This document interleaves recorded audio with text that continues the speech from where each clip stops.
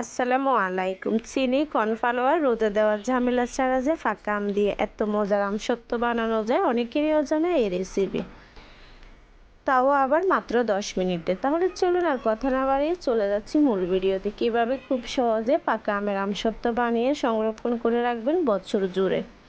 কাঁচা আমের আমসত্ত্ব তো অনেক খেয়েছেন, একবার এই পাকা আমের সিজনে এভাবে পাকা আমের আমসত্ত্ব বানিয়ে খেয়ে দেখেন। আমি গ্যারান্টি দিয়ে বলতে পারি, বাসায় একবার এভাবে পাকা আমের আমসত্ত্ব বানালে দোকান থেকে আর কখনো আমসত্ত্ব কিনে খাবেন না। আর এই রেসিপিটার জন্য আমি সবার প্রথমে এখানে 1.5 কেজির মতো আম নিয়ে নিয়েছি। আর এই রেসিপিটার জন্য আমগুলো একটু মিষ্টিয়ে নিতে হবে, যেহেতু চিনি ছাড়া বানাবো তাই আমি এখানে একেবারে মিষ্টি আমটা নিয়ে নিয়েছি। এখন আমি আমগুলো ছিলে ছোটো ছোটো টুকরো করে কেটে নিয়েছি, দেখুন যেন ব্লেন্ডার করতে সুবিধা হয়। আপনারা চাইলে আরও বড় কিংবা ছোটও করতে পারেন।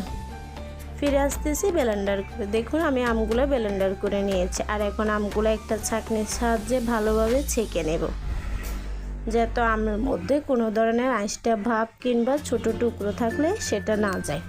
এতে করে যদি কোনো ধরনের আঁশটা থাকে তাহলে আমসত্ত্বটা জমলে খেতে গেলে ভালো লাগবে না।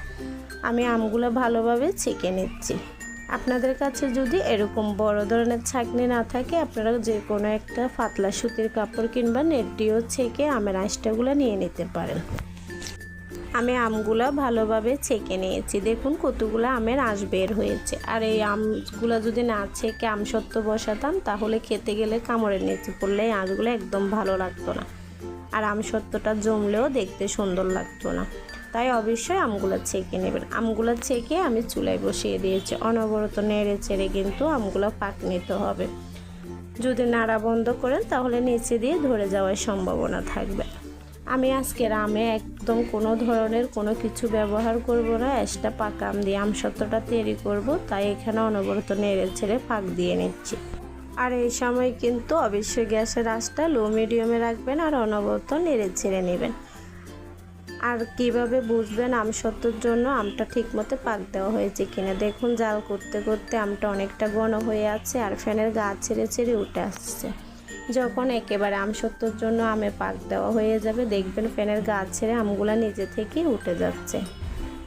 আমার আমগুলো পাক দেওয়া হয়ে গেছে, এখন আমি গ্যাসটা অফ করে দিয়েছি। আর আমসত্ত্বটা বসানোর জন্য আমি আগে থেকে একটা প্লেটে তেল মেখে রেখেছিলাম, আর তার মধ্যে আমগুলো ঢেলে দিচ্ছি। আমি যে আমটা নিয়েছি ওটা প্রচুর মিষ্টি ছিল, তাই আমি এখানে কোনো ধরনের চিনি অ্যাড করিনি। আপনারা যে আম নেবেন ওটা যদি হালকা টক থাকে বা মিষ্টি কম থাকে, আপনাদের পছন্দ মতো চিনি অ্যাড করে নিতে পারেন। আমি আমগুলা থালাতে ঢেলে এখন একটা ব্যাচেলার দিয়ে ভালোভাবে চারদিকে ছড়িয়ে দিচ্ছি। আর এই কাজটা কিন্তু অবশ্যই গরম থাকতে থাকতে করবেন। চুলা থেকে নামানোর আগে কিন্তু থালিটা রেডি করে রাখবেন, না হলে চুলা অফ করার সাথে সাথে আমেরটা জমতে শুরু করে দিবে। দেখুন আমি চারদিকে ছড়িয়ে দিয়েছি। আর এখন ফ্যানের তলে রেখে দিব কয়েক ঘন্টার জন্য। এখন যেহেতু গরমকাল, আমাদের সবার বাসায় ফ্যান চলে, অথবা চুলার নিচেও রাখতে পারেন। আমি প্রায় 6 থেকে 7 ঘন্টা পরে ফিরে আসলাম। আমি আমগুলো ফ্যানের নিচে রেখেছিলাম, দেখুন কত সুন্দরভাবে জমে গিয়েছে আর দেখতে কতটা সুন্দর ও লোভনীয় দেখাচ্ছে। এখন আপনাদেরকে কেটে দেখাচ্ছি।